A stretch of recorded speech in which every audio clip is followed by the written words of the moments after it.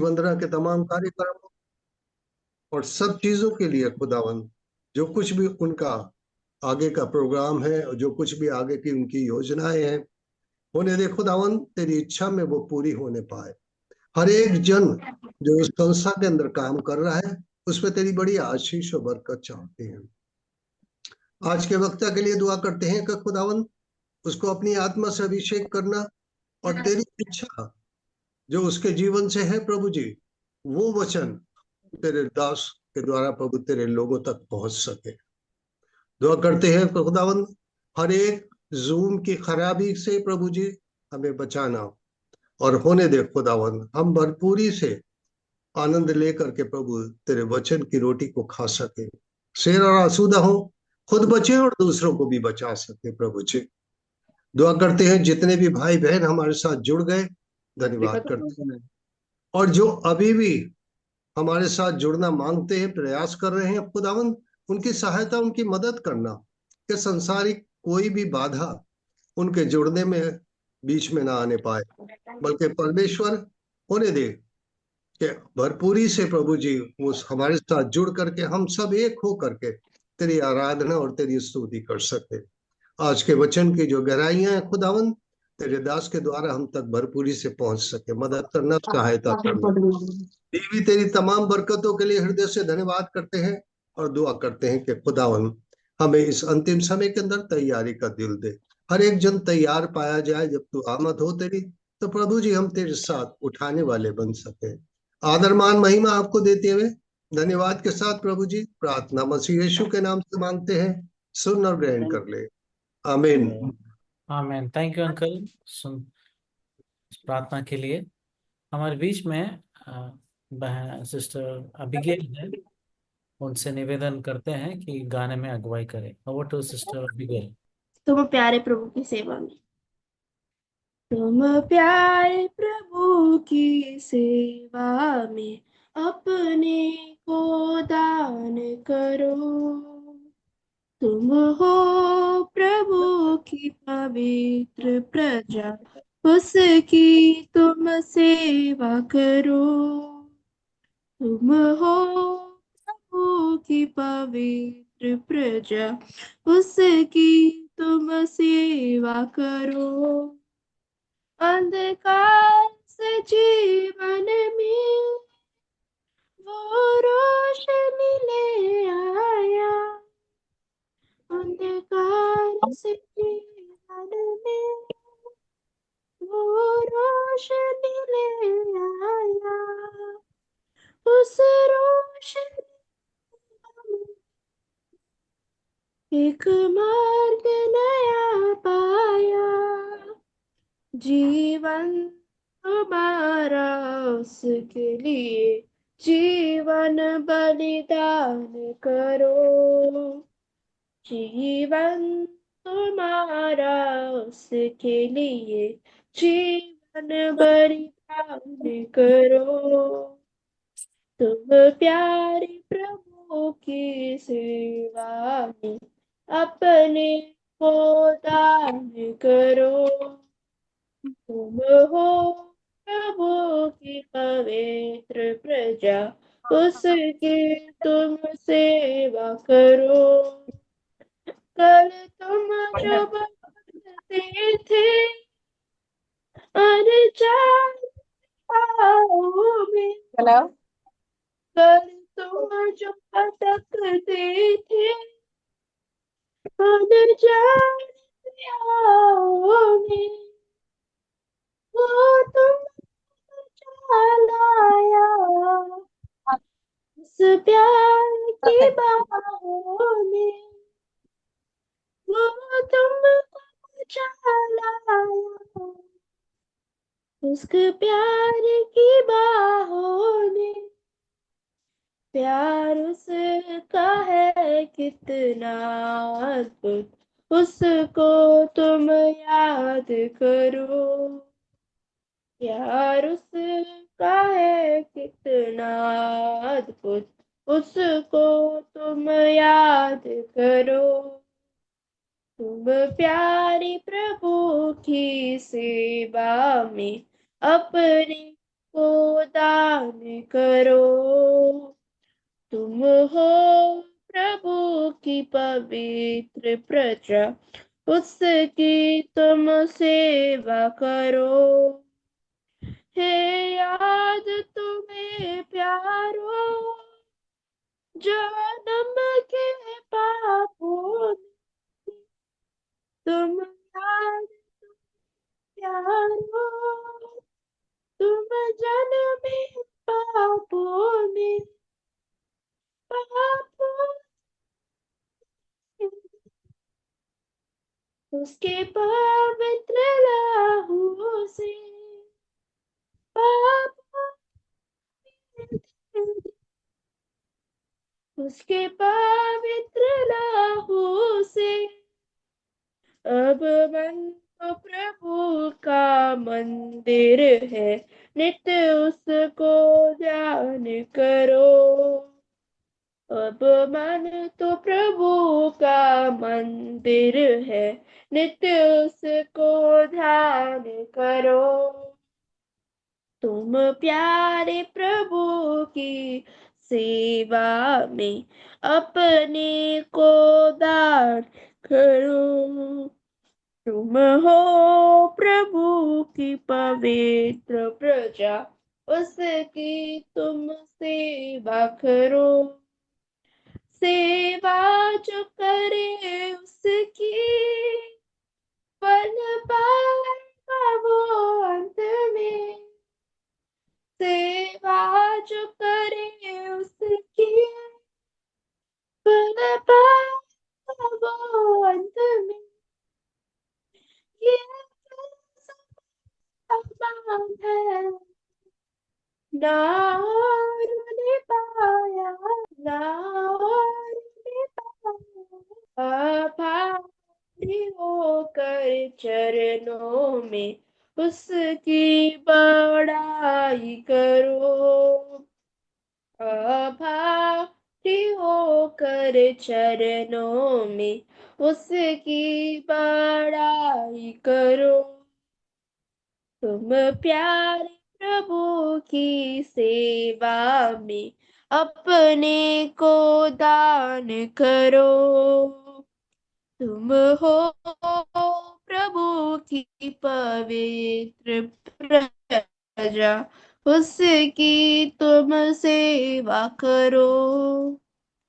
तुम हो प्रभु की पवित्र प्रजा, उसकी तुम सेवा करो।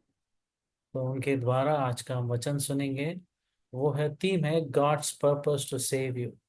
प्रभु का उद्देश्य क्या है आपको बचाने के लिए। ये बहुत ही मुख्य प्रश्न है और बहुत ही गहराई प्रश्न है, और इस बात को हम समझेंगे आज प्रभु के दास भाई पॉल जैक के द्वारा।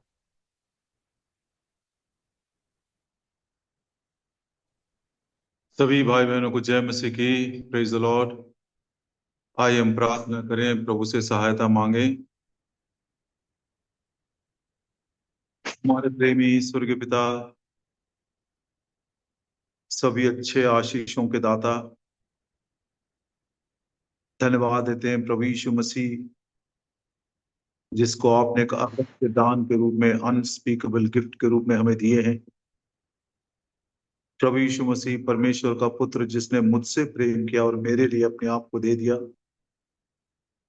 प्रभु यीशु मसीह जो हमारे पापों के लिए पकड़वाए गए, लेकिन हमें धर्मी ठहराने के लिए फिर से जी उठे हैं। प्रभु यीशु मसीह जिसने मृत्यु को नाश करके जीवन और अमरता लेकर आए हैं। प्रभु यीशु मसीह जिसके क्रूस पर बहे हुए लहू के द्वारा हमको पापों की क्षमा है, नया जीवन है, शुद्ध जीवन है और मृत्यु के पश्चात अनंत काल का जीवन है। धन्यवाद देते हैं प्रभु जी, संसार के करोड़ों में से आपके अनुग्रह की दृष्टि हम जैसे लोगों पर हो गई। निर्बल, दुर्बल, कंगाल और दुष्ट कामों के द्वारा हम परमेश्वर के बैरी हो गए थे। मृत्यु हमारा प्रभु जी निश्चित स्थान था, लेकिन परमेश्वर ने अपने प्रेम की भलाई को इस रीति से प्रकट किया कि हम जब पापी ही थे, ठीक समय पर प्रभु यीशु मसीह हमारे लिए बलिदान हुए। धन्यवाद देते हैं प्रभु जी, उसी क्रूस के ऊपर आपने आशीषों के सोते को खोल दिया। उसमें ना केवल हमारे लिए क्षमा है, ना केवल हमारे लिए शुद्धि है, लेकिन परमेश्वर के साथ मेल मिलाप है। और प्रभु जी, उसी क्रूस की शक्ति के द्वारा आप प्रभु जी हमारे स्वरूप को बदलते हुए एक दिन प्रभु यीशु मसीह के उस समानता में भी ले आ सकते हो। इन सारे प्रभु जी भले विचारों के लिए, उत्तम विचारों के लिए आपको हृदय की गहराई से हम धन्यवाद देते हैं। प्रतिज्ञा के अनुसार जो विश्वास किए हैं, आपने उनको पवित्र आत्मा का दान दिए। वो आत्मा जो हमारे हृदय में निवास करता है, वो आत्मा जो प्रभु की बातों को लेकर हमें समझाता है, सिखाता है, सुधारता है, हमें तैयार करता है। प्रभु जी आपको हृदय की गहराई से धन्यवाद देते हैं। धन्यवाद देते हैं आत्मा और जीवन से परिपूर्ण इन शब्दों के लिए, वचनों के लिए, जो बाइबल के रूप में हमें दिया गया है, जिसे हम अपनी भाषा में पढ़कर परमेश्वर के सारे संकल्प और उद्देश्य को हम सीख सकते हैं, जान सकते हैं। ये वही वचन है जो प्रेरितों के काम 20 अध्याय और उसके 28 वचन के अनुसार पवित्र किए हुए संतों के साथ मीरास बांटने के लिए हमको तैयार भी करता है। ये वही वचन है जो शुद्ध जल के समान हमें धोता है, ताकि एक दिन बिना दाग, बिना झुर्री के पवित्र, निर्दोष और निष्कलंक एक महिमित कलीसिया के रूप में अपने सामने आप प्रस्तुत कर सके। ये वही वचन है जो हमारे मार्ग के लिए उजाला है, हमारे पांव के लिए दीपक है। प्रभु जी आपको हृदय की गहराई से हम धन्यवाद देते हैं इन वचनों के लिए। दयालु पिता, मसीह वंदना की सेवकाई के लिए भी हम बहुत आभारी हैं। भाई इब्राहिम जस्टिस और उनके सहकर्मी जो भी सेवा कर रहे हैं प्रभु जी, उसके लिए हम बहुत ही आभार मानते हैं। बहुतों तक आपके जीवनदायक वचनों को पहुंचाया जा रहा है, और आज शाम को उस सेवकाई में मुझको भी एक छोटा सा भाग मिला। आपको मैं हृदय से धन्यवाद देता हूँ, ना केवल संगति करने के लिए, लेकिन वचन की सेवा करने के लिए। जो विषय आपने हमें दिए प्रभु जी, परमेश्वर का उद्देश्य क्या है हमें उद्धार देने के पीछे, प्रभु जी उसको हम 1-2 मिनट में या 1-2 घंटे में समझा नहीं सकते। जीवन भर इसको हमें सीखता जाना है, और सीखते हुए अपने जीवन में इसको अमल करते हुए जाना है, उस उद्देश्य को पूरा करते हुए जाना है। दयालु पिता, आपके वचनों में से एक छोटा सा भाग हम मनन करते हैं, उसके द्वारा हम सबों को प्रोत्साहन दें। जिसकी जैसी आवश्यकता उसके अनुसार आप हमसे बातें करें। यद्यपि कि हम दूर दूर प्रभु जी फैले हुए हैं, लेकिन आत्मा में एक होकर आपके सिर पद और आपके राजा पद के नीचे हम बैठ सके। प्रभु जी, जो ये टेक्निकल सिस्टम है जूम का और इंटरनेट का, किसी भी प्रकार का दिक्कत ना हो, थोड़ी देर के लिए सब कुछ सुचारू रूप से चलता जाए। आज शाम के लिए आपके उद्देश्य को आप पूरा करें। आपके लहू के नीचे हम सबको ढांप कर रखिए। एक मन के होकर अंधकार की, देखी अनदेखी सारी शक्तियों को हम बांध देते, और नम्र दिल से बड़ी उम्मीद के साथ इस प्रार्थना को हमारे प्रभु और उद्धारकर्ता यीशु मसीह के नाम में मांगते हैं, आमीन। मैं परमेश्वर का धन्यवाद करता हूं, फिर एक बार मुझे ये सुनहरा अवसर मिला कि आपके साथ संगति करूं और वचन की भी सेवा कर सकूं। जो विषय हमें दिया गया है, what is the purpose in our salvation, उद्धार देने के पीछे परमेश्वर का उद्देश्य हमारे लिए क्या है। मैं जब सोच रहा था तो कई बातें मेरे मन के अंदर आ रही थी। ये भी है, ये भी है, ये भी है, ये भी करना है, वो भी करना। लेकिन 2 या 3 ऐसे विचार मैं आपके सामने रखना चाहता हूं, जो मैं खुद अपने लिए बहुत ही लाभदायक पाया हूं। एक डूबते हुए इंसान को भले काम करना हम सिखा नहीं सकते, जैसे बहुत सारे कोशिश कर रहे थे, 10 साल का लड़का जब डूब रहा था, किनारे खड़े होकर बड़े लोग ऊंची ऊंची आवाज से, बेटा ऐसा हाथ मारो, ऐसा पैर मारो, ऐसा ये करो, ऐसा वो करो, सिखा रहे थे। यदि तू ऐसा भले काम जैसा हम बोल रहे हैं वैसा तू करेगा तो जरूर तू बच जाएगा, तेरी जान बच जाएगी। लेकिन डूबते हुए लड़के को भले काम हम नहीं सिखा सकते। दूसरा, डूबते हुए लड़के को हम धर्म की बातें भी नहीं सिखा सकते। डूबते हुए को एक ही बात की आवश्यकता है, मरने से बचाना है। जब दूसरे लोग नदी के किनारे खड़े होकर उस छोटे बालक को तैरना सिखा रहे थे, अच्छे काम करना सिखा रहे थे, जोर जोर से चिल्ला रहे थे, उस बालक को तो सुनने में भी नहीं आ रहा था, देखने में भी नहीं आ रहा था, मुंह से बोल भी नहीं सकता है। ऊपर के ब्रिज से जाता हुआ एक बुजुर्ग व्यक्ति उस बालक के ऊपर दया खाया, कंपैशन जिसको बोलते हैं, compassion, to suffer with him.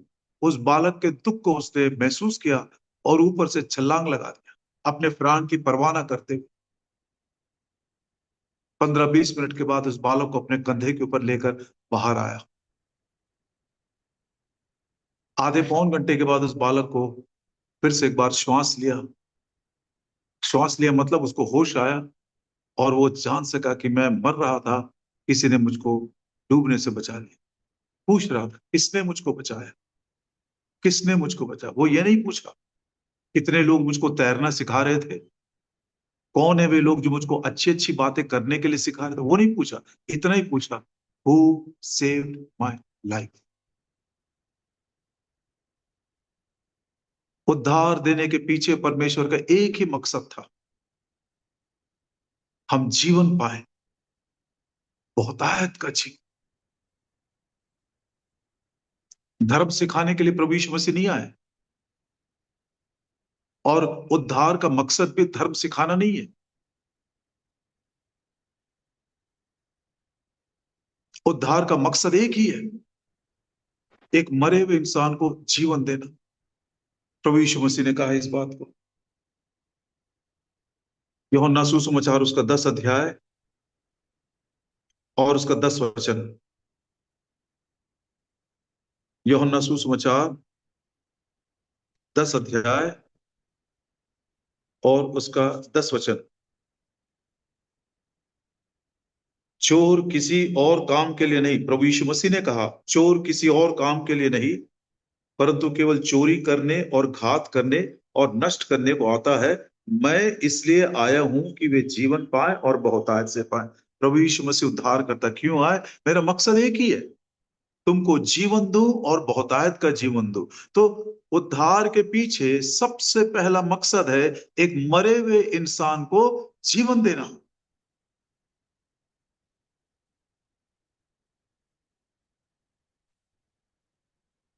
एजिकियल की किताब उसका 33 अध्याय और उसके 10 वचन में इस्राएल लोग बड़े दुख के साथ वो करा रहे थे, और यहोवा परमेश्वर ने उनके रोदन को सुन लिया और अपने नबी के द्वारा वो क्या भेजता है, देखिए संदेश 10 और 11। एजिकियल की किताब 33 अध्याय उसका 10 और 11। फिर हे मनुष्य के संतान, इसराइल के घराने से ये कह, तुम लोग कहते हो हमारे अपराधों और पापों का भार हमारे ऊपर लदा हुआ है और हम उसके कारण गलते जाते हैं, हम कैसे जीवित रहें? इसलिए तू उनसे यह कह, परमेश्वर यहोवा की वाणी है, मेरे जीवन की सौगंध, मैं दुष्ट के मरने से कुछ भी प्रसन्न नहीं होता, किसी भी व्यक्ति के मृत्यु से मैं प्रसन्न नहीं होता, मेरे प्राण की सौगंध, परमेश्वर यहोवा ने कहा। जब लोगों के मन के अंदर ये विचार, हम मरना नहीं चाहते, क्यों मर रहे हैं? हमारे अपराध, हमारे पाप हमारे सर के ऊपर निकल गए, इतने भारी हो गए और हमारा जीवन गलता जा रहा है, गलता जा रहा है, हम मर जाएंगे एक दिन। मैं आज सुसमाचार को इस रीति से बोलना चाहता हूं, थोड़ा ध्यान से सुनिएगा। जिस दिन प्रभु ने मेरी आंखें खोलकर मुझको समझाया, मेरा भी दिल दहल गया। प्रेम, अनुग्रह, दया, करुणा बहुत अच्छी बात है, इसको तो हमें बोलना ही है, इसके अलावा तो जीवन में हमारा कोई अर्थ ही नहीं है। लेकिन प्रियो, ये प्रेम और ये अनुग्रह, ये दया की बातें सुनते सुनते सुनते इतने हम आदी हो चुके हैं कि उसका मूल्य भी हमने खो दिया। तो आज जीवनदायक ये सुसमाचार, द गॉस्पेल ऑफ लाइफ, इसको हम इस दृष्टिकोण से समझना चाहते हैं। तो उद्धार का सबसे पहला मकसद ये है, परमेश्वर ने कहा मेरे प्राण की सौगंध, एक दुष्ट के मरने से मुझको कोई प्रसन्नता नहीं है, मैं तुमको जीवन देने आया। पाप और अपराध में तुम्हारा जीवन गलना नहीं चाहिए, मरना नहीं चाहिए। प्रभु यीशु मसीह ने खुद बोला, यदि तुम मुझको नहीं पहचानोगे तो तुम अपने पापों में मर जाओगे। मैं उसको भी पढ़ लेना चाहता हूं जल्दी से, उसके बाद थोड़ा हम समझेंगे। यूहन्ना सुसमाचार का 8 अध्याय, यूहन्ना सुसमाचार और उसका 8 अध्याय, जॉन्स गॉस्पेल चैप्टर 8, और मैं पढ़ता हूं, उसकी आयत है वर्स, यूहन्ना सुसमाचार उसका 8 अध्याय 24 वचन। इसलिए मैंने तुमसे ये कहा कि तुम अपने पापों में मर जाओगे। यदि तुम विश्वास नहीं करते हो कि मैं ही वह हूं तो तुम अपने पापों में मर जाओगे। यदि तुम ये विश्वास नहीं करोगे कि मैं ही हूं जो तुमको जीवन देने आया, तो तुम अपने पापों में मर जाओगे। ठीक है, यही बात क्या परमेश्वर ने अदन की वाटिका में आदम से नहीं कहा था? उत्पत्ति की किताब उसका 2 अध्याय 17 वचन, जिस दिन तुम इस फल को खाओगे तुम मर जाओगे। आत्मा में उसी दिन मर गए, डेड इन सिंस एंड ट्रेसपासेस। इसी 2 और 1 के अनुसार तुम सब अपने अपने पापों और अपराधों में मरे हुए हो। और यदि वैसे ही पाप में मर जाएंगे तो एक दिन देह में भी वो मृत्यु प्रकट हो जाएगी। The day we sin, we are already dead in our spirit, and eventually, at last, that death will be manifested even in our body. हमारा देह भी एक दिन मर जाएगा, जैसे आदम के साथ हुआ। जिस दिन फल खाया वो मर गया, लेकिन देह में वो 935 साल या 930 साल के बाद वो गुजर गया। और आपको मालूम है, ये मृत्यु में जो मर जाते हैं और जो प्रभु यीशु मसीह को नहीं पहचानते हैं, उनका अंत कहां पर होगा? आइए पढ़ते हैं मत्ती सुसमाचार 25 अध्याय और उसका 41 वचन। मत्ती सुसमाचार 25 अध्याय और उसका 41 वचन, 25:41। तब वह बाईं ओर वालों से कहेगा, हे शापित लोगों, मेरे सामने से उस अनंत आग में चले जाओ जो शैतान और उसके दूतों के लिए तैयार की गई है। पाप का अंत, ये मृत्यु नहीं है। बहुत सारे लोग सोचते मर गया मतलब खत्म हो गया। नहीं, मृत्यु तो एक वो छोटा सा एक इंसिडेंट है जो हमारे वर्तमान जीवन को और अनंत जीवन को अलग कर देता है। मर गया मतलब इस व्यक्ति ने अपने प्रेजेंट लाइफ को, तात्कालिक जीवन को खत्म कर दिया है और अनंत जीवन प्रवेश कर गया है। अनंत जीवन में दो भागों में बांट दिया जाएगा। दानियल की किताब 12 अध्याय उसके 3 वचन में लिखा है, बहुतेरे जो मिट्टी के नीचे दबे हुए हैं, वो सोए हैं, वो जी उठेंगे। कुछ लोग अनंत काल के जीवन में पहुंचाए जाएंगे और कुछ लोग अनंत काल के लिए निंदा, शाप और एक प्रकार का वो दुख उठाने के लिए, एवरलास्टिंग कंटेम्प्ट के लिए वो जी उठे। बाईं ओर वालों को चले जाओ इस स्थान में जिसको मैंने शैतान और उसके दूतों के लिए तैयार किया है। कितना भयानक है वो स्थान मालूम? यदि प्रभु यीशु मसीह नहीं बताते तो शायद हमको मालूम नहीं पड़ता। लूका के 16 अध्याय में उसने उस स्थान को बताया है। 23 वचन में कहता है, इट्स अ प्लेस ऑफ टॉर्मेंट्स, पीड़ा का वो स्थान है। 24 वचन में, मैं बड़ी पीड़ा में हूं, मुझको एक बूंद पानी चाहिए, नहीं मिला उसको।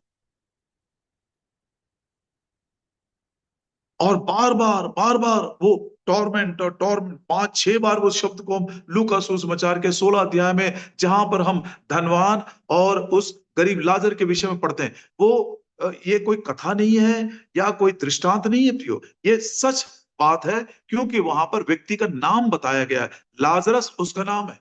तो मतलब प्रभु यीशु मसीह ने एक सच्ची घटना को हमारे सामने प्रस्तुत किया है।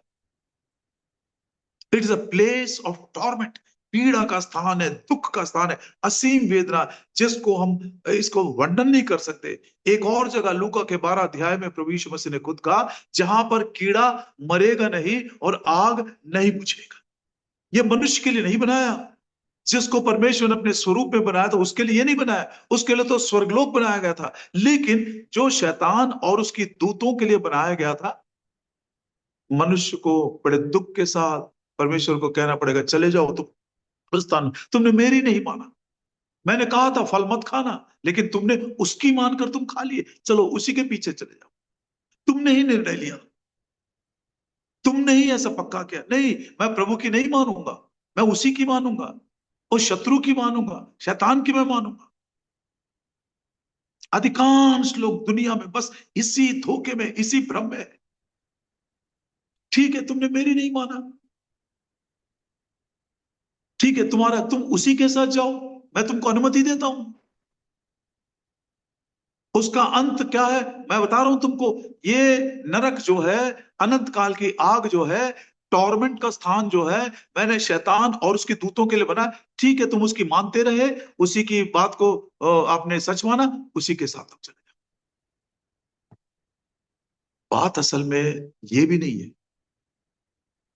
मत्ती सुसमाचार के 8 अध्याय में, मत्ती सुसमाचार 8 अध्याय, एक व्यक्ति था जिसमें दुष्ट आत्माएं समाई थी, और प्रभु यीशु मसीह गए वहां पर। उस व्यक्ति के विषय में कई बार आपने सुना होगा, कब्रों में निवास करता था, किसी के वश में नहीं आता था, सांकलों से बांधने से भी तोड़ देता था, अपने आप को पत्थर से कुचलता था। बहुत ही दयनीय परिस्थिति, कोई मनुष्य हिम्मत नहीं करता था उसके पास जाने के लिए। प्रभु यीशु मसीह गए। जब प्रभु यीशु मसीह उस व्यक्ति के पास गए तो दुष्ट आत्मा क्या बोलती है, दोनों कान खोलकर, वो खोलकर आप इस बात को सुनिएगा। शायद कुछ लोगों को मालूम है या कुछ लोगों को नहीं मालूम है। मत्ती सुसमाचार का 8 अध्याय, वो क्या बोलते हैं देखिए,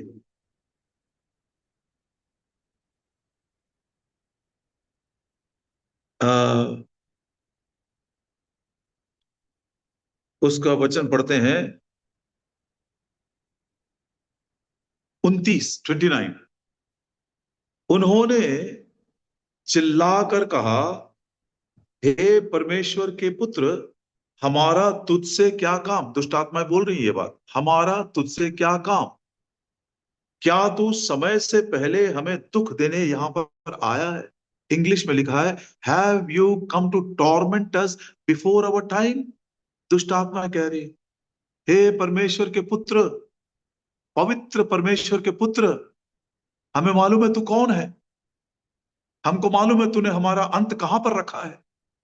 अनंत काल का वो आग और वो नरक की झील तूने रखा है, वो टॉर्मेंट का प्लेस है। समय से पहले क्या तू वहां पर भेजने के लिए आया, हमको मालूम है हमारा अंत क्या है, अंत में हमको वहीं पर जाना है।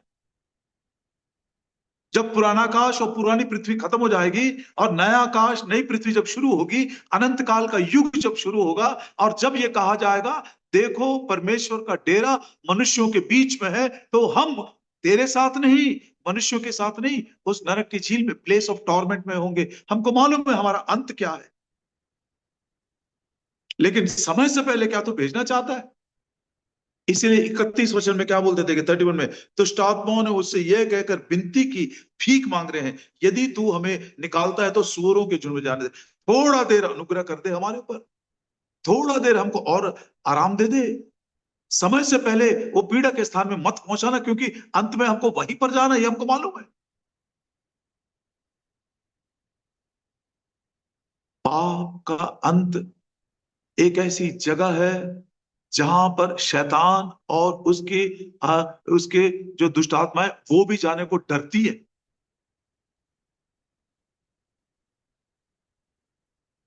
Hell is a place where the devil and his angels, they fear to go. उनका अंत उनको मालूम है, अंत में हमको वहीं पर जाना है। हे परमेश्वर के पुत्र, पवित्र पुत्र, हमको मालूम है तू कौन है, तू ही ने बनाया वो हमारे लिए, लेकिन समय से पहले मत भेजना, समय से पहले मत, थोड़ा और टाइम दे दे। हम तुझसे भीख मांगते हैं, थोड़ा देर उस सूरों के बीच में चले, यहां चले जाए, वहां। हमारे साथ जुड़े हुए प्रिय प्रिय भाई या बहन, आप देख रहे पाप का अंत कितना भयानक है। उस नरक की पीड़ा में पड़ा हुआ वो धनवान विनती कर रहा है, मेरे भाइयों को यहां मत आने दो, मेरे भाई 5 भाई है, किसी को भी यहां पर मत आने दो। नरक की पीड़ा में उसके मन के अंदर दया उत्पन्न हो रहा है, असहाय है, कुछ भी नहीं कर सकता। इस नरक की पीड़ा से बचाने के लिए, इस मृत्यु के अंत से बचाने के लिए प्रभु यीशु मसीह इस दुनिया में आए। मैं तुमको जीवन देने आया हूं, और वो भी बहुतायत का जीवन। इसी को बोलते हैं उद्धार। उद्धार का सबसे पहला मकसद है कि हम मृत्यु से छुटकारा पाकर जीवन में प्रवेश करें। और इसीलिए प्रभु यीशु मसीह ने उस मृत्यु की सजा को अपने ऊपर उठाया।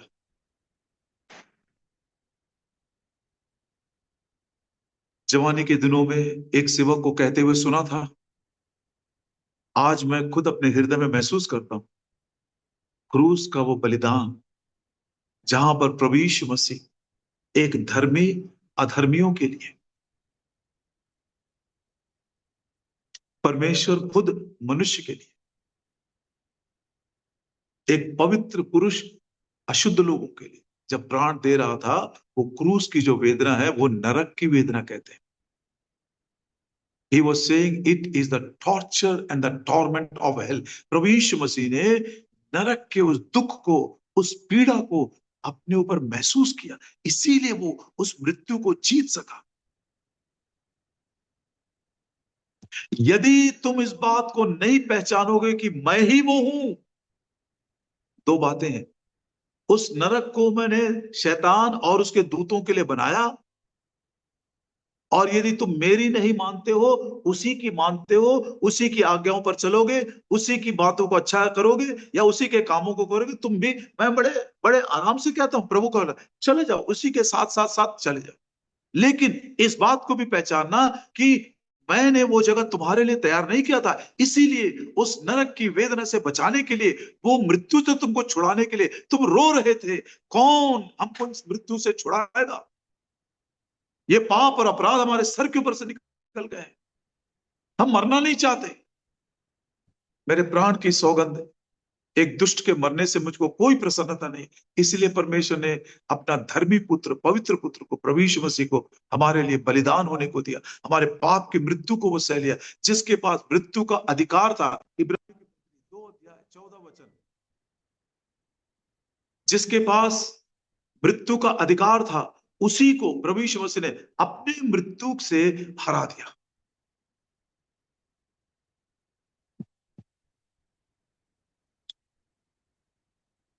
शैतान के सिर को उसने कुचल दिया, संसार को उसने जीत लिया। 2 तिमोथी 1:10 के अनुसार मृत्यु को नाश करके जीवन और अमरता लेकर। यहां पर आपने पहला सुना ही होगा, लेकिन मैं फिर से एक बार इस बात को बताना चाहता हूं।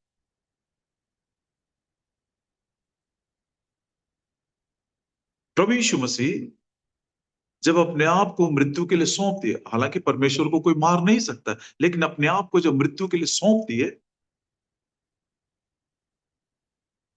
तो मृत्यु उसको पकड़ नहीं सका, मृत्यु की रस्सियां उसको बांध नहीं सकी। क्यों? क्योंकि वो पापी नहीं था, पाप को जानता तक नहीं था, पाप से अज्ञात था, और पाप उसमें था ही नहीं। मृत्यु उसको पकड़ नहीं सका। 1 दिन हो गया, 2 दिन हो गया, 3 दिन हो गया, तब परमेश्वर पिता ने पवित्रता के आत्मा के द्वारा, by the spirit of holiness, प्रभु यीशु मसीह को मरे हुए में से उठा लिया। मृत्यु उसको रोक नहीं सका, मृत्यु पकड़ नहीं सका उसको। ये बात सोचने से भी हृदय को बहुत ही टूटना चाहिए। प्रभु जी, आपका बलिदान तो था ही प्रेम के कारण, लेकिन आपकी पवित्रता थी जिसके कारण मृत्यु आपको स्पर्श नहीं कर सका, रोक नहीं सका, बांध नहीं सका। आपने मृत्यु मृत्यु के रस्सियों को तोड़ दिए। पवित्र पवित्र पवित्र परमेश्वर का पुत्र उस क्रूस के पर बहे हुए लहू में बहुमूल्य, अनमोल और पवित्र है। मृत्यु को विनाश किया, शैतान को विनाश किया, संसार को भी जीत लिया अपने ही देह में। रोमियो की पत्री 8 अध्याय 3 वचन के अनुसार अपनी ही देह में पाप को दंड देकर उसके उसके डंक को तोड़ दिया। और आज जयवंत मसीहा आपसे भी यही कह रहा है, मेरे प्राण की सौगंध, एक दुष्ट के मरने से मुझको कोई प्रसन्नता नहीं, बस यही चाहता हूं तुम मेरी ओर मुड़ कर आओ। मैं तुमको जीवन देने आया हूं, और वो भी बहुतायत का जीवन। जैसे उस बुजुर्ग ने नीचे गिरकर अपने प्राण को अपने हाथों में लेकर परवाह ना करते हुए उस बालक को बचा ले, प्रभु यीशु मसीह खुद हमारे लिए उस कलवरी के क्रूस के पर उस नरक की वेदना को सहता हुआ मृत्यु को जीतकर नया जीवन लेकर आया है।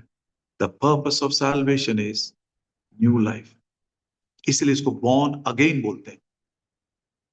एक बार जन्म लिए पाप में, दूसरी बार जन्म पापों की क्षमा। हे प्रभु यीशु, मुझ पापी पर दया। दूसरा उद्देश्य, मैं आपसे फिर विनती कर रहा हूं, सारे शब्दों को भूल जाइए, अपनी ओर देखिए। क्या आपने ये जीवन पाए हैं? क्या आपके अंदर ये जीवन है? क्या वो दिन याद है आपको जब आपने प्रार्थना किया होगा, हे प्रभु यीशु मुझ पापी पर दया? क्या आपको पापों की क्षमा की निश्चयता है? आइए आज सुनहरा मौका। पहला मकसद, प्रभु आपके जीवन में आज ही रात को पूरा करे। उस उद्धार का दूसरा मकसद, निर्गमन की किताब उसका 3 अध्याय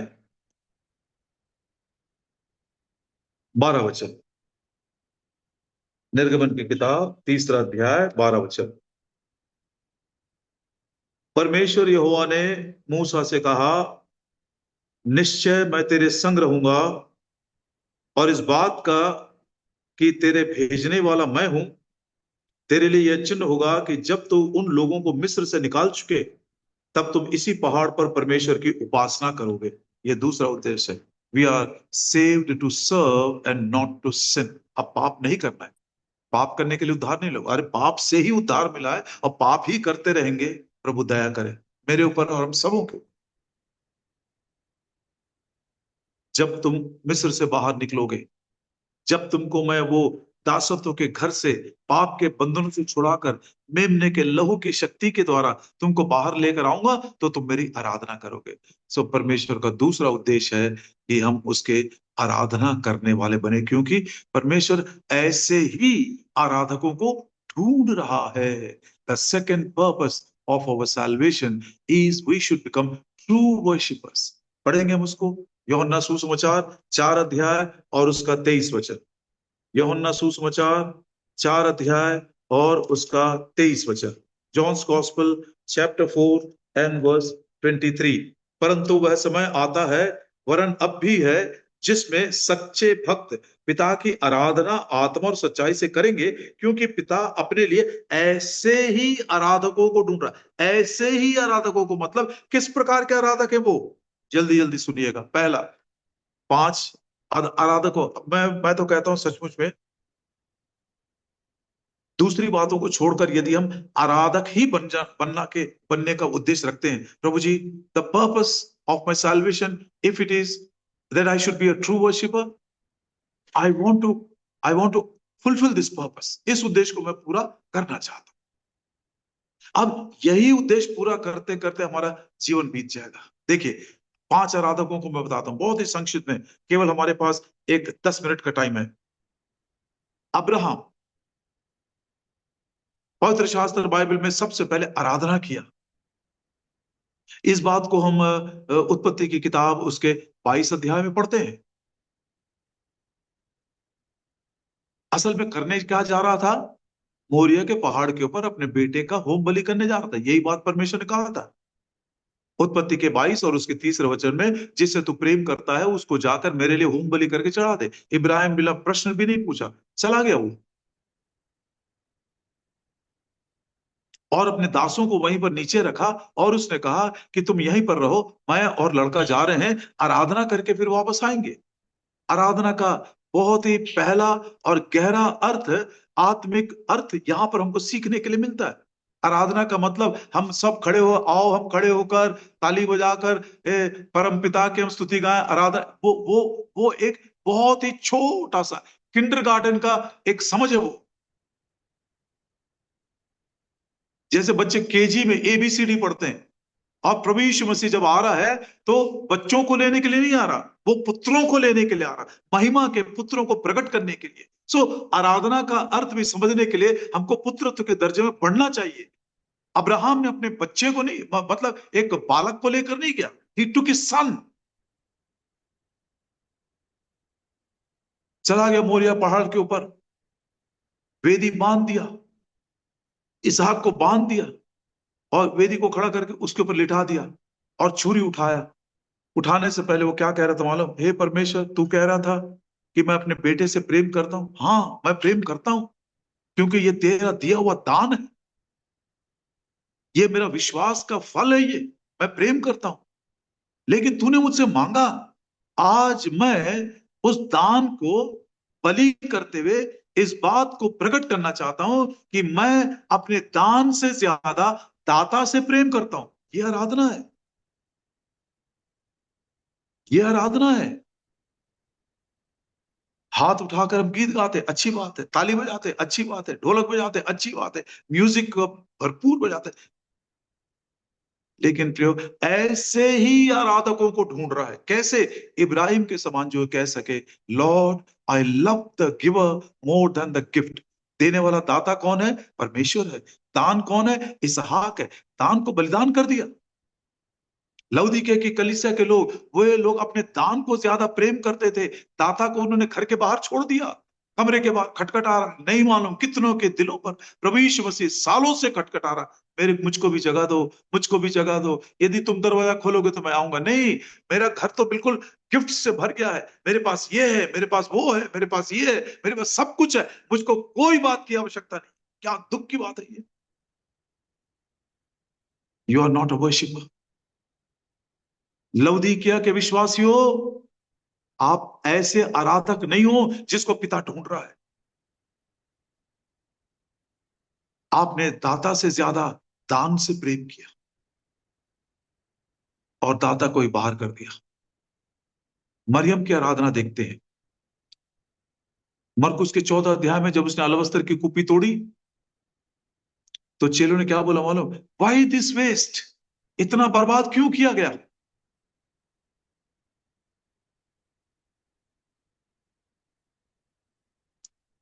मरियम कह रही है, Lord I want to waste my life for you. Lord I want to waste my talents and my treasure, my everything for you. प्रभु जी, मैं अपने जीवन को, अपने टैलेंट्स को, अपने धन को, जो कुछ मेरे पास है, आपके लिए बर्बाद करना चाहता हूं। यही वर्शिप है, यही वर्शिप है। मुझे बहुत दुख से ये कहना पड़ता है, कभी कभी 2-4 रुपया देकर 2-4 घंटों के सेवा करके आप सोचते हैं, अरे हमने कितना बड़ा काम किया, कितना बड़ा काम। नहीं प्रियो, काम वाली बात नहीं है ये तो आराधना करने वालों की आत्मा है। मरियम क्या बोलती है? उसके खुशबू से सारा घर फैल गया। उस अलबस्तर की कुप्पी में जो दाम उसने चुकाया, जो आराधना वो कर रही है, जो सुगंध फैल रहा है, उसमें गरीबों के लिए कुछ नहीं है, मनुष्यों के लिए कुछ नहीं है, चेलों के लिए कुछ नहीं है, अपने लिए भी कुछ नहीं, सब कुछ प्रभु के लिए। Lord I am willing to waste my life, waste my talents, waste my treasures, everything for. तीसरा एक, अय्यूब की आराधना। अगली बार कभी समय मिले तो धीरे धीरे थोड़ा रेफरेंसेस के साथ और भी कुछ हम सुन सकते हैं, लेकिन ये विचार सुनिए बस। आप समझ गए होंगे। बहुत सारे आप में से बाइबल पढ़ने वाले हैं, कुछ आप में से बाइबल दूसरों को सिखाते भी हैं। अय्यूब की आराधना लिखा हुआ है, ही वर्शिप्ड गॉड। कैसे वर्शिप किया? यूहन्ना के 2 सॉरी अय्यूब के 2:10 में कहता है, उसने गुड ले लिया है और हमको बुरा दिया है। नहीं प्रियो, वो तो क्रूस के इस पार का जीवन है। हम जो क्रूस के इस पार वाला जीवन है, हम जो पुनरुत्थान की आशा में बाकी का जीवन बिता रहे हैं, हमको मालूम है when he takes something good he gives us something better. जब वो अच्छा लेता है तो बुरा नहीं, बेहतर देता है।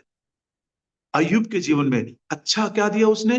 10 बेटों को दिया, 7 बेटों को दिया, 3 बेटियों को दिया, ये दिया वो दिया, सब कुछ दिया। और अंत उसका बेहतर कैसे हुआ? सब कुछ दुगना मिला उसको। इसी को पुनरुत्थान कहते हैं हम। 100 ऊंट उसके पास थे तो 200 मिला, 500 बैल थे तो 1000 मिला। बच्चे, क्या उसको 20 बच्चे मिले बाद में? नहीं मिले। कितने मिले? 10 ही मिले। पहले 7 और 3 थे, बाद में भी 7 और 3 मिले उसको। तो क्या है इसके पीछे? 20 है उसके पास। 10 बच्चे स्वर्ग में हैं, 10 बच्चे पृथ्वी पर है, एक ही परिवार के। इफिसियों की पत्री के 3 अध्याय में कितना सुंदर लिखता है, the family of God in heaven and in earth. जिसी को पुनरुत्थान कहते हैं। पवित्र शास्त्र बाइबल में सबसे पहला पुनरुत्थान का संदेश देने वाला अय्यूब है। बेटर रेजरेक्शन बोलते हैं। इसीलिए इब्रानियों की किताब के 11 अध्याय में हमने पढ़ा, बहुत सारे लोग दुख से छुटकारा नहीं चाहते थे। क्यों? They wanted better resurrection. हमको दुख से छुटकारा नहीं चाहिए, हमको क्रूस का अनुभव चाहिए।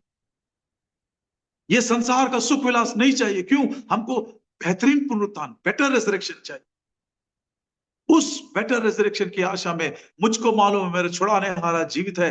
अंतिम दिन वो पृथ्वी पर खड़ा होगा, और यदि ये मेरा शरीर नाश भी हो जाए, अपनी आंखों से, दूसरों की नहीं, अपनी आंखों से मैं उसको देखूंगा। और इसलिए कि अपनी आंखों से मैं उसको देखूंगा, इब्रानियों अय्यूब की किताब 31 अध्याय 1 वचन में कहता है, अपनी आंखों से अब मैं किसी स्त्री को भी नहीं देखूंगा। जिन आंखों से मैं अपने प्रभु को, अपने छुड़ाने हारा को और अपने उद्धारकर्ता को देखना चाहता हूं, अब इन आंखों से मैं कोई बुराई को नहीं देखूंगा। ऐसे आराधना करने वालों को प्रभु पिता ढूंढ रहा है। एक और बोलकर मैं अंत कर दूंगा।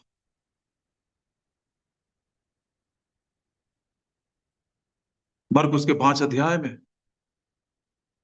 सेना समाई उस व्यक्ति को जब प्रभु यीशु मसीह ने चंगा किया, और वो कह रहा था, प्रभु जी, ये गांव में रहते रहते मैं बर्बाद हो गया था। यदि तू नहीं आता, इन्हीं कब्रों में मैं मर गया होता। कितनी बड़ी दया की आपने। अब मैं आपको छोड़ना नहीं चाहता प्रभु जी। अब मैं इसको ये दुनिया ही नहीं चाहिए, मैं बस आपके साथ साथ आना चाहता हूँ। उस समय प्रभु यीशु मसीह ने बहुत हृदय को स्पर्श करने वाला एक बात का, सब ध्यान से सुनिए। जब भाई यशवंत सिंह आरंभ की प्रार्थना कर रहे थे, मैंने भी सुना, हम बचे और दूसरों को भी बचाए प्रभु जी। बहुत बड़ा उद्देश्य है ये, बहुत बड़ा समर्पण भी है। हम बचे और दूसरों को भी बचाए। पढ़ते हैं मरकुस सुसमाचार उसका 5 अध्याय और 19 वचन, मेरे ख्याल से मरकुस सुसमाचार 5 अध्याय और उसका 19 वचन। परंतु उसने उसे आज्ञा न दी। और 18 में, जब वो नाव पर चढ़ने लगा तो वो उस जिसमें पहले दुष्ट आत्माएं थी उससे विनती करने लगा, प्रभु जी मुझे अपने साथ रहने दो। परंतु उसने आज्ञा न दी और उससे कहा, अपने घर जाकर अपने लोगों को बता कि तुझ पर दया करके प्रभु ने तेरे लिए कैसे बड़े बड़े काम। यही आराधना है। सुसमाचार सुनाना आराधना है। जब हम प्रभु की बड़ाई करते हैं, प्रभु को ऊंचा उठाते हैं, उसके प्रेम, उसकी दया, उसके बलिदान को हम बखान करते हैं। जब तुम मुझको ऊंचे पर चलाओगे, मैं खुद लोगों को अपनी ओर खींचूंगा। सुसमाचार सुनाना और आराधना करना, ये दोनों अलग नहीं है, अलग नहीं है। जाओ बताओ मेरे बारे में, मैंने तुम्हारे लिए कितने बड़े बड़े काम किया। अरे आओ प्रभु यीशु मसीह को देखो, कितना प्रेमी है, कितना महान है, कितना दयालु है, कितना सामर्थी है। दुष्ट आत्माएं कांपती है उसके सामने। और वो दुष्ट आत्माएं जो मुझे, उसी के स्थान में मैं भी जा रहा था, दुष्ट आत्माएं डर रही थी। हे प्रभु, मुझको मालूम है तू कौन है, समय से पहले मत भेजना। वो नरक से उसने मुझको बचाया। सुसमाचार सुनाना आराधना है।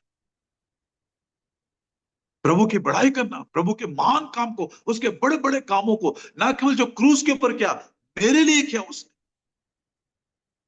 आपको मालूम है मैं कैसे था? कोई मेरे सामने आता नहीं था, जंजीरों को तोड़ देता था, मैं खुद अपना नुकसान कर रहा था। ऐसे व्यक्ति को प्रभु ने बचा लिया। कितना बड़ा उसने रिवाइवल लेकर आया। दूसरी बार अब पहली बार जब प्रभु यीशु मसीह आया तो लोगों ने कहा प्रिया चले जाओ चले जाओ चले जाओ। दूसरी बार 14 अध्याय में जब प्रभु यीशु मसीह आया तो भीड़ की भीड़ उसके पीछे होली। भीड़ की भीड़। किसने तैयार किया? ये व्यक्ति ने तैयार किया। आराधना करने वाला है।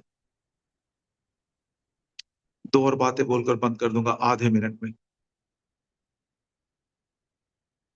तीसरा उद्देश्य, इफिसियों की पत्री 1 अध्याय उसका 4 वचन, जगत की उत्पत्ति से पहले उसने तुमको चुन लिया ताकि उसके प्रेम में तुम पवित्र बनो।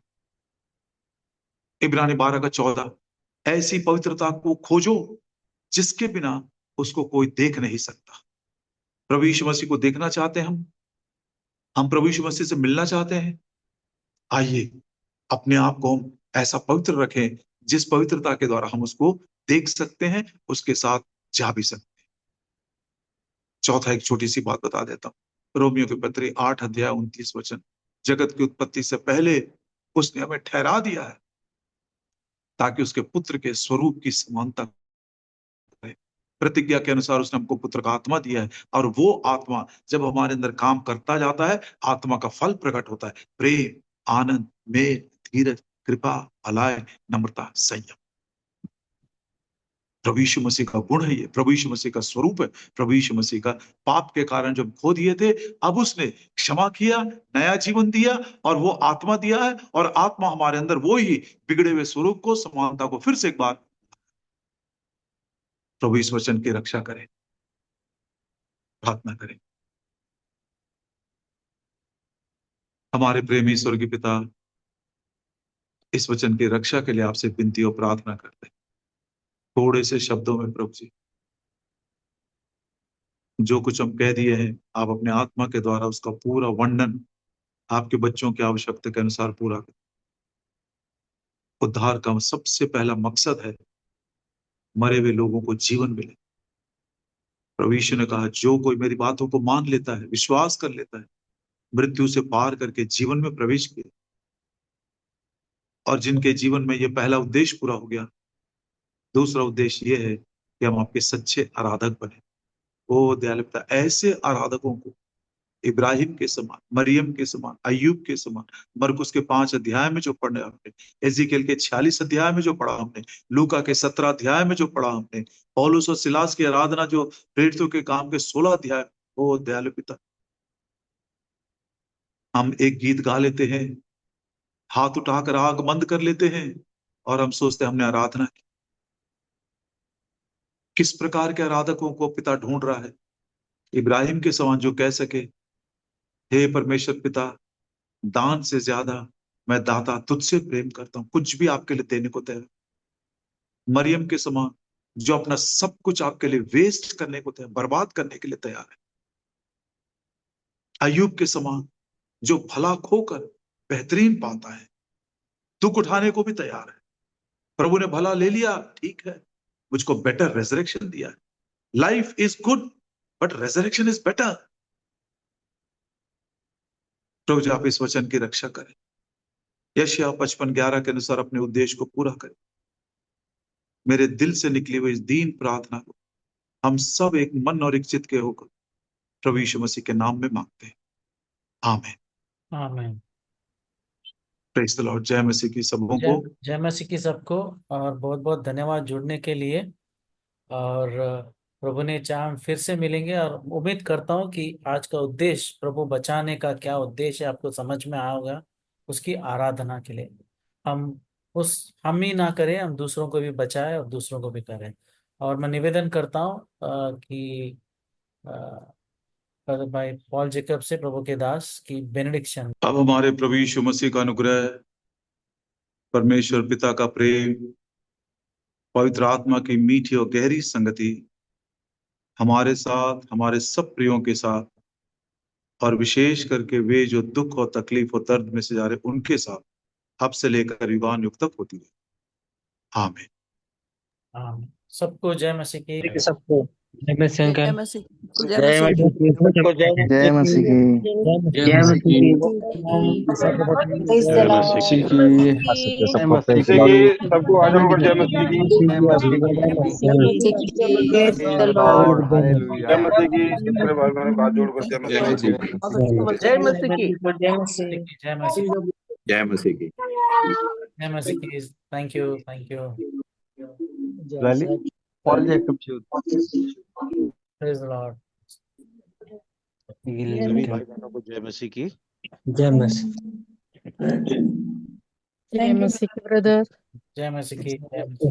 ब्रदर इसकी नोट्स आज का शेयर करोगे? आप कोशिश करेंगे सिस्टर शेयर करने के लिए। ये वीडियो आपको मिल जाएगा, हम जी मसीबंद जी ग्रुप में डाल देंगे। आप मसीबंद ग्रुप में है सिस्टर? हाँ बिल्कुल, मैं अटेंड करती रहती हूँ। हाँ ठीक है, मैं मसीबंद ग्रुप में डाल दूंगा इस वीडियो को। जी सर। अच्छा। छत्तीसगढ़ अजरिया तिग्गा। जय मसीह की। जय Masih. Praise the Lord, praise the Lord. Praise the Lord. सगळ्यांना. जय मसीह सगळ्यांना प्रेज द लॉर्ड। YouTube में फिर से मिल जाएगा। Praise the Lord. जय मसीह की सबको। म्यूट हो गया, अनम्यूट हो गया। जय मसीह की। जय मसीह। कल भी आपको पोस्ट किया हूँ, ये नंबर आप फीड करके मैसेज करेंगे तो आपको भी मिल जाएगा। जय मसीह की। मसीह